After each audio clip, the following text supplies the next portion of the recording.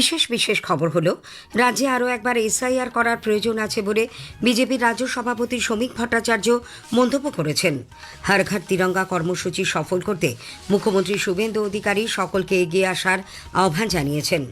স্বাধীনতা দিবসের প্রাক্কালে বাংলার স্বাধীনতা সংগ্রামের ইতিহাস ও ঐতিহ্য তুলে ধরতে কলকাতার লোকভবনে আজ এক বিশেষ প্রদর্শনীর উদ্বোধন করবেন রাজ্যপাল রবীন্দ্রনারায়ণ রবি। তৃণমূল কংগ্রেস নেতা অভিষেক ব্যানার্জির প্রাক্তন আত্মসহায়ক সুমিত রায়কে আজ তলব করেছে সিআইডি। এদিকে বিদেশ যাত্রার আবেদন নিয়ে ফের সুপ্রিম কোর্টের দ্বারস্থ অভিষেক। আজ 22শে শ্রাবণ, বিশ্বকবি রবীন্দ্রনাথ ঠাকুরের ৮৬তম প্রয়াণ দিবসে রাজ্যের সর্বত্র গভীর শ্রদ্ধায় তাঁকে স্মরণ করা হচ্ছে। শ্রদ্ধা জানিয়েছেন কেন্দ্রীয় স্বরাষ্ট্রমন্ত্রী অমিত শাহ। গাঙ্গেয় পশ্চিমবঙ্গ সংলগ্ন বাংলাদেশের ওপর ঘূর্ণাবর্তের প্রভাবে রাজ্যের উপকূলবর্তী জেলাগুলিতে আজও ভারী থেকে অতি ভারী বৃষ্টির পূর্বাভাস। ডুরান্ড কাপ ফুটবলে ইস্টবেঙ্গল গ্রুপ পর্বের শেষ ম্যাচে ৫-০ গোলে ইউনাইটেড এফসিকে হারিয়ে দিয়েছে। আসছি বিস্তারিত খবরে। রাজ্যে আরও একবার এসআইআর করার প্রয়োজন আছে বলে বিজেপির রাজ্য সভাপতি শ্রমিক ভট্টাচার্য মন্তব্য করেছেন। দিল্লি থেকে গতকাল বিমানবন্দরে ফিরে সাংবাদিকদের প্রশ্নের উত্তরে শ্রমিকবাবু বলেন, এসআইআরের কাজ পশ্চিমবঙ্গে সম্পূর্ণ হয়নি, তৃণমূল কংগ্রেস তা করতে দেয়নি। নতুন করে এসআইআর হলেই পশ্চিমবঙ্গের প্রকৃত চেহারা মানুষের সামনে উদ্ঘাটিত হবে। এসআইআর সম্পূর্ণ হয়নি। এসআইআর কে পশ্চিমবঙ্গের তৃণমূল কংগ্রেস করতে দেয়নি। আরেকবার এসআইআর করবার প্রয়োজন আছে, তাহলে পশ্চিমবঙ্গের প্রকৃত চেহারাটা মানুষের সামনে উঠে আসবে। উল্লেখ্য, রাজ্য এসআইআর এর নাম বাদ পড়া ২৭ লক্ষ মানুষের মধ্যে অনেক কম সংখ্যক এখনও পর্যন্ত নাম নথিভুক্তির জন্য আবেদন জানিয়েছেন বলে নির্বাচন কমিশন সূত্রে জানা গেছে। হর ঘর তিরঙ্গা কর্মসূচি সফল করতে মুখ্যমন্ত্রী শুভেন্দু অধিকারী সকলকে এগিয়ে আসার আহ্বান জানিয়েছেন। নিজের কেন্দ্র ভবানীপুরে তিনি গতকাল এই উপলক্ষে এক মিছিলে অংশ নেন। আলিপুরের গোপালনগর মোড়ের সার্ভে বিল্ডিং থেকে হাজরা মোড় পর্যন্ত মিছিলের নেতৃত্ব দিয়ে পূর্বতন সরকারের সমালোচনা করে শুভেন্দু বলেন, তাদের আমলে কখনোই হর ঘর তিরঙ্গা কর্মসূচিতে অংশ নেয়নি রাজ্য। বিগত দিনে পশ্চিমবঙ্গে সরকার যারা চালাতেন তারা হর ঘর তেরঙ্গা কর্মসূচিতে যুক্ত হতেন না। এইবার প্রথম জনতা জনার্দনের আশীর্বাদ নিয়ে এখানে একটি রাষ্ট্রবাদী সরকার আপনারা তৈরি করেছেন। এই সরকার মাননীয় প্রধানমন্ত্রী নরেন্দ্র মোদীজির হর ঘর তেরঙ্গা কর্মসূচিতে যুক্ত হয়েছে এবং আজকে তার সূচনা হলো। উল্লেখ্য, রাজ্য সরকারের উদ্যোগে আগামী সোমবার কলকাতার নেতাজি মূর্তি থেকে বিড়লা তারামণ্ডল পর্যন্ত একটি কেন্দ্রীয় মিছিলের আয়োজন করা হবে বলে মুখ্যমন্ত্রী জানান। সকলকে এই কর্মসূচিতে সামিল হওয়ারও আহ্বান জানিয়েছেন তিনি। স্বাধীনতা দিবসের প্রাক্কালে বাংলার স্বাধীনতা সংগ্রামের ইতিহাস ও ঐতিহ্য তুলে ধরতে কলকাতার লোকভবনে আজ এক বিশেষ প্রদর্শনীর আয়োজন করা হচ্ছে। রাজ্যপাল রবীন্দ্রনারায়ণ রবি লোকভবনের মার্বেল হলে সেলিব্রেটিং ফ্রিডম থ্রু বেঙ্গল শীর্ষক এই প্রদর্শনীর উদ্বোধন করবেন।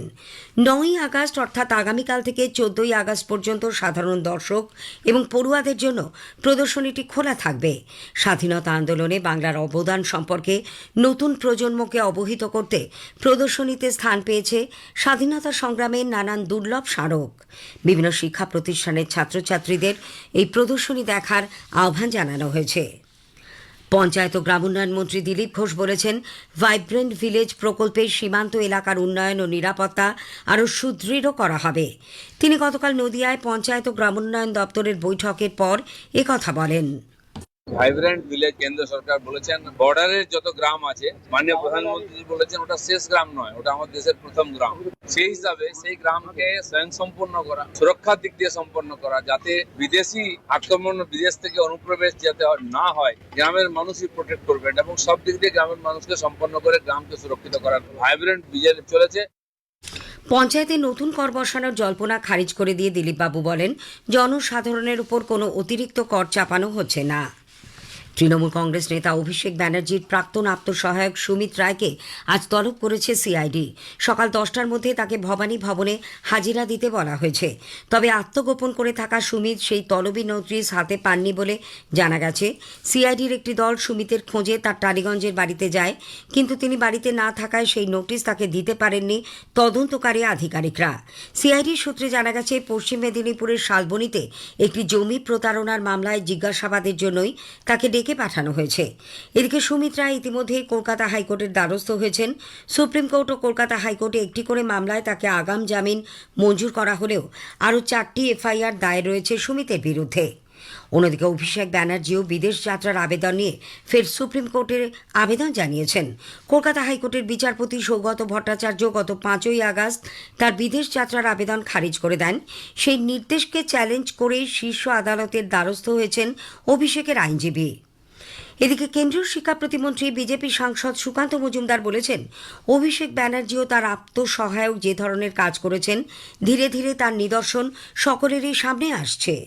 অভিষেকের হাতে এই সুমিত রায় যে সমস্ত অপকর্ম করেছে, সেই সমস্ত অপকর্মের তো আস্তে আস্তে নিদর্শন বাইরে আসছে। এত মামলা হয়েছে, তো স্বাভাবিকভাবে সে তো জেলে যাবেই। এবার জেল যাত্রা থেকে বাঁচার জন্য যা যা করার করছে, চেষ্টা করছে, কখনো হাইকোর্ট কখনো সুপ্রিম কোর্ট। অন্যদিকে বিজেপির রাজ্যসভার সাংসদ শ্রমিক ভট্টাচার্য বলেছেন, অভিষেক ও তার আত্মসহায়ক সব জায়গাতেই যেভাবে দুর্নীতি করেছে, তাই ভয় পেয়ে রক্ষা কবচের জন্য আদালতের দ্বারস্থ হচ্ছেন, কিন্তু সেই রক্ষা কবচ তাদের বাঁচাতে পারবে না। এদের বিরুদ্ধে এত মামলা আছে, আমার মনে হয় কোর্টে অত বিচারপতি নেই। এরা তো কোনো জায়গা বাদ দেয়নি, সব জায়গাতেই গিয়ে তুলেছে। রাজ্যে কোনো প্রশাসন ছিল না, পুলিশ নেতা নেত্রী মিলেমিশে একাকার হয়ে গিয়েছিল। সরকার পরিবর্তন হওয়ার কারণে মানুষ ভয়মুক্ত হয়েছে, চাপ মুক্ত হয়েছে, ভরসা পেয়েছে, এগিয়ে আসছে। কতদিন রক্ষা কবচ নিয়ে থাকবে?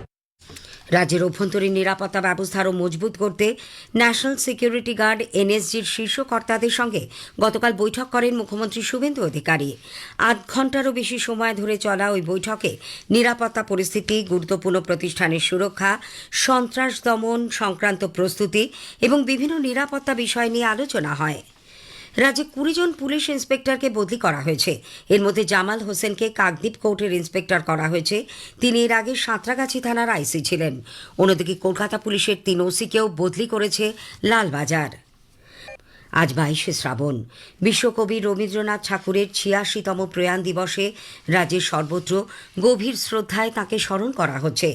সকালে নিমতলা মহাশ্মশানে কবির স্মৃতিসৌধ ও পরে জোড়াসাঁকো ঠাকুরবাড়িতে কবি মূর্তিতে মাল্যদান করে শ্রদ্ধা জানাবেন রাজ্যের তথ্য সংস্কৃতি দপ্তরের প্রতিমন্ত্রী পূর্ণিমা চক্রবর্তী। রাজ্য সরকারের উদ্যোগে মূল অনুষ্ঠানটি হবে বিকেলে রবীন্দ্র সদনে। 22শে শ্রাবণ উপলক্ষে একটি শ্রদ্ধার্ঘ্য। আমৃত্যু দুঃখের তপস্যা ছিল কবির জীবন। সত্য যে কঠিন, তবু সেই কঠিনকেই ভালোবেসেছিলেন তিনি। বলে গেছেন, ভালো মন্দ যাহাই আসুক, সত্যের এলাও সহজে। তাই কনিষ্ঠ পুত্র সোমের মৃত্যু সংবাদ রথীন্দ্রনাথকে জানাতে গিয়ে তিনি লেখেন, আঘাত যত বড়, তাহাকে গ্রহণ করিবার সামর্থ্য তত বড় হওয়া চাই। শোককে পবিত্র দেবদূতের ন্যায় অন্তঃকরণের মধ্যে স্বীকার করিয়া লও। তাঁর প্রতি ঋণ রেখে বলতে পারা যায়, মহৎ দুঃখ গভীর শ্রদ্ধায় আমাদের অন্তঃকরণে জেগে থাকে 22শে শ্রাবণ। কেন্দ্রীয় স্বরাষ্ট্রমন্ত্রী অমিত শাহ কবিগুরু রবীন্দ্রনাথ ঠাকুরের প্রয়াণ দিবস উপলক্ষে তাঁর প্রতি গভীর শ্রদ্ধা নিবেদন করেছেন। সমাজ মাধ্যমে এক বার্তায় শ্রী শাহ বলেন, রবীন্দ্রনাথ তাঁর লেখনীর মাধ্যমে ভারত আত্মার কণ্ঠস্বর হয়ে উঠেছিলেন। রাজ্যে বেসরকারি হাসপাতালগুলিতে পরিষেবা যথাযথ রাখতে স্বাস্থ্য দপ্তর একগুচ্ছ নির্দেশিকা জারি করেছে। বেসরকারি হাসপাতালগুলির তরফে association of private hospital and nursing হোমের রাজ্য স্তরের নেতৃবৃন্দের সঙ্গে স্বাস্থ্য ভবনে গতকাল স্বাস্থ্যমন্ত্রী ডাক্তার শারদ মুখোপাধ্যায় এক বৈঠকে এই নিয়মাবলী মেনে চলার নির্দেশ দেন। গাঙ্গেয় পশ্চিমবঙ্গ সংলগ্ন বাংলাদেশের ওপর সৃষ্ট ঘূর্ণাবর্ত আরও ঘনীভূত হয়ে নিম্নচাপ অঞ্চলে পরিণত হওয়ার সম্ভাবনা। এর ফলে রাজ্যের উপকূলবর্তী জেলাগুলিতে আজও ভারী থেকে অতি ভারী বৃষ্টির পূর্বাভাস দিয়েছে আলিপুর আবহাওয়া দপ্তর। মৎস্যজীবীদের আজও সমুদ্রে পাড়ি দিতে নিষেধ করা হয়েছে। ডুরান্ড কাপ ফুটবলের গ্রুপ পর্বের তাদের শেষ ম্যাচে ইস্টবেঙ্গল 5-0 গোলে সাউথ ইউনাইটেড এফসিকে হারিয়ে দিয়েছে। সল্টলেকের যুব ভারতী ক্রীড়াঙ্গনে গত সন্ধ্যায় ম্যাচের 6 মিনিটে দানি রামিরেজ লাল হলুদের হয়ে প্রথম গোল করেন।